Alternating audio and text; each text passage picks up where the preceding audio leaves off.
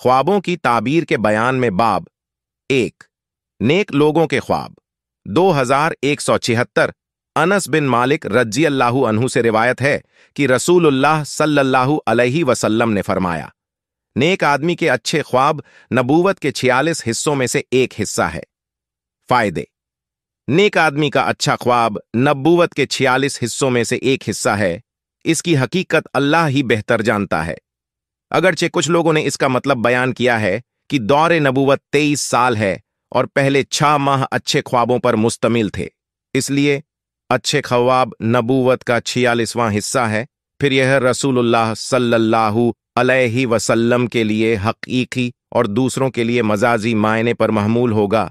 चूंकि इससे नबूवत की नकबजनी का चोर दरवाजा खुलता है, इसलिए लब खोलने के बजाय इसका इल्म अल्लाह के हवाले कर दिया जाए।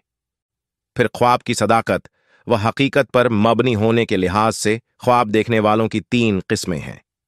पहले अनबिया अलैहि, उनके तमाम ख्वाब सदाकत पर मबनी होते हैं। बाज औकात किसी ख्वाब की ताबीर करना पड़ती है।